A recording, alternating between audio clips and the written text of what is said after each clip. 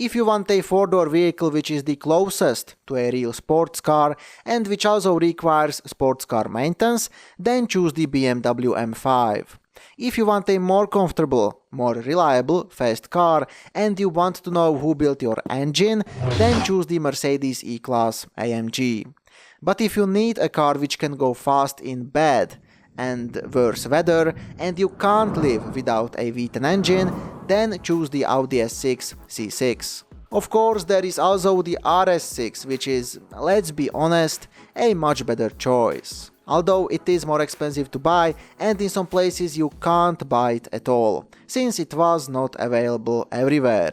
Not good. The interior of this S6 is the same as in the regular A6, so the build quality is good and there are basically no issues with peeling plastic surfaces except a couple of well-known spots which can be occasionally worn.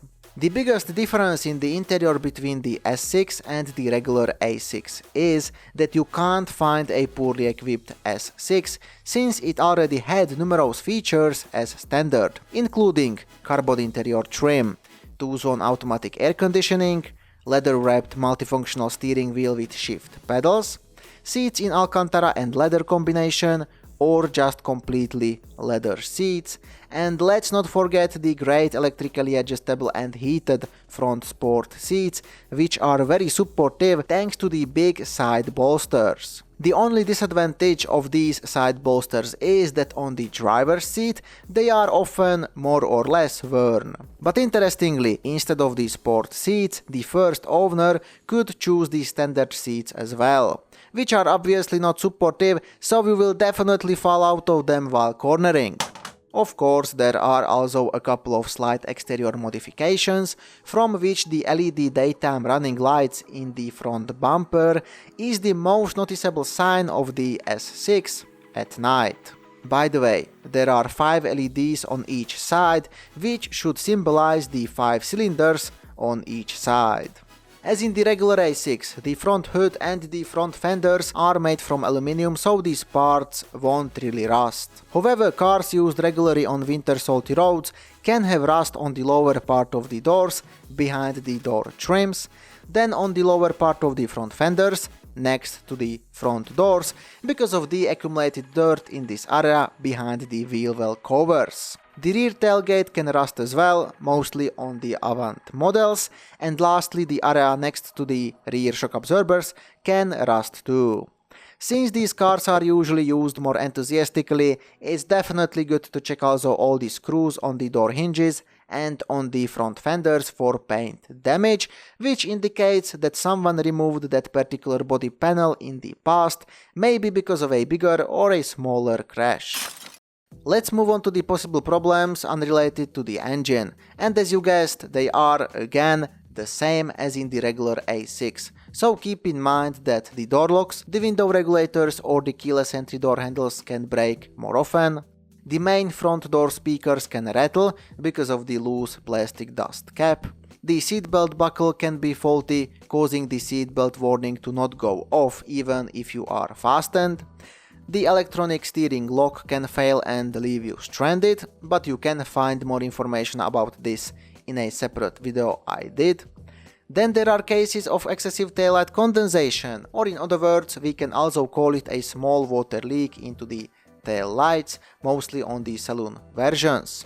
The air conditioning heater valve can be stuck too, which means that one side of the interior will blow cooler air than the other, while the temperature is set to the same value on both sides. And that's not all, because the Avant models can have leaking and later completely broken rear windscreen wiper motor, so it's good to check it.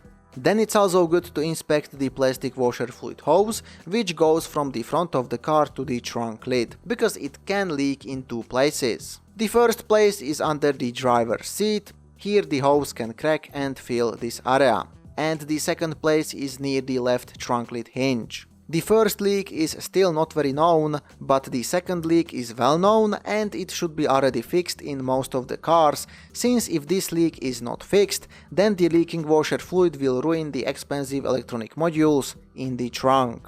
The regular water leaks into the interior are also not uncommon, so make sure that the area under the windscreen is clean. There are 2 drain holes under the plastic scuttle cover, which will clog over time, causing the water to leak into the interior. Plus, if the car is equipped with a sunroof, then you should occasionally clean mainly the front sunroof water drains as well, since if they clog, then you end up with water on the front footwell carpet. This S6 was available only with the regular coilover sport suspension. With this suspension the car sticks to the road pretty well, but these shock absorbers are just regular shock absorbers without that fancy electronic valve, so you can't adjust them to a softer mode. This means that the suspension is very stiff, so keep this in mind if you have bad quality roads around you. Also, because of this stiffness, the various components of the suspension can be worn earlier than in the regular A6. So check all the control arms visually for cracks, check the shocks for leaks and listen for weird knocking, creaking or humming sounds.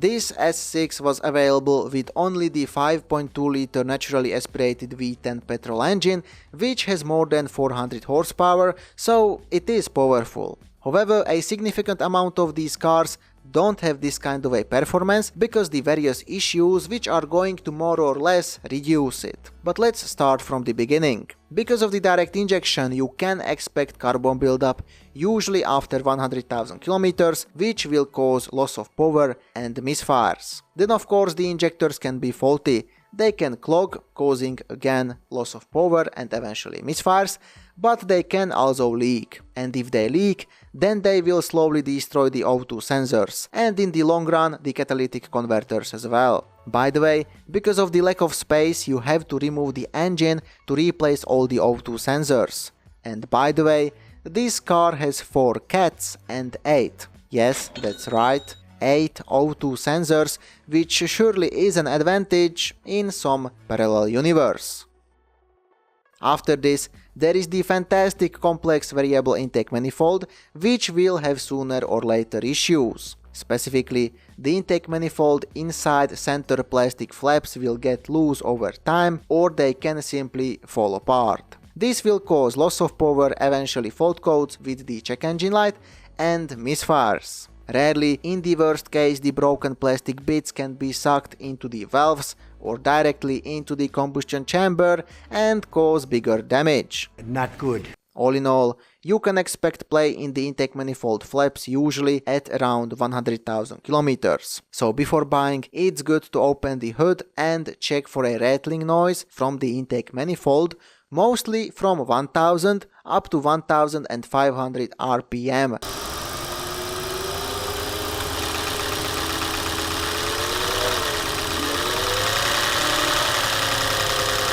This rattle indicates excessive play or broken bits in the intake manifold flap mechanism. You can't replace only the problematic inside plastic bits in it, so the only fix is to buy a new intake manifold or a used one if you like to gamble. As the petrol engines in the regular A6, this V10 unit also has 4 camshaft adjustment solenoids, which can leak oil because of the faulty O-rings on them. But they can get stuck a little as well, usually because of longer oil change intervals, and cause misfires. You should be also prepared that this engine can often leak oil, mostly from the usual spots like the valve cover gaskets, the oil pan, the front crankshaft seal, or from the bottom of the oil filter housing, but sometimes also from not that usual places like the rear timing chain covers, and also the spark plug tube seals can leak, although mostly in abused or high mileage cars. To fix the rear timing chain cover leak, you have to remove the engine.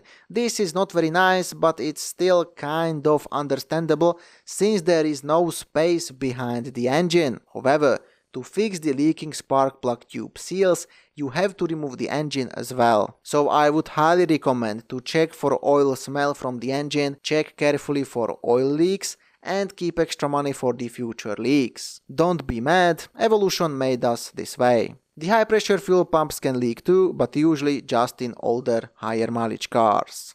But I'm not finished yet, since there is a bonus issue which is not like very common, but it's still worth to mention it. It's the excessive oil consumption, which can be caused by the damaged cylinder walls. So there are some cases when the engine block was replaced because of this under warranty. But as I said, this is not like extremely common, so I would not start to panic yet. And some say that the engines made from 2008 don't really have this issue anymore because they improved them, they say. All in all, a reasonable amount of oil consumption is acceptable, but if your engine consumes 1 liter of oil every 1000 kilometers, then there is a very high chance that the cylinder walls are damaged. To finally end this, it's important to start the car when it's cold and check for an uneven idle or shaking, which indicates misfires. But I have some additional information about the various causes of misfires, so if you are interested, visit my website for that.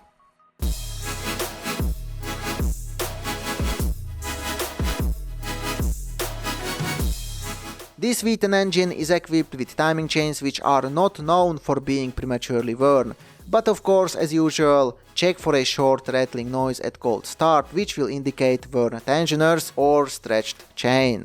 The 6-speed automatic transmission in this car is not known for being weak or for having extraordinary issues, so just check if it's shifting smoothly without shuddering and hesitation and change the oil in it regularly. To summarize things up, buy only a car with a proper maintenance history, ideally from the first owner, find a good independent mechanic if you can't work on the car yourself, and keep at least 5,000 euros for the additional repairs. However, if you are buying a car which doesn't have at least the basic things replaced like the intake manifold or injectors, then you should keep at least 8,000 euros. And if you have personal experience with this car or more information about it, then you can write it into comments. As always, thanks for watching.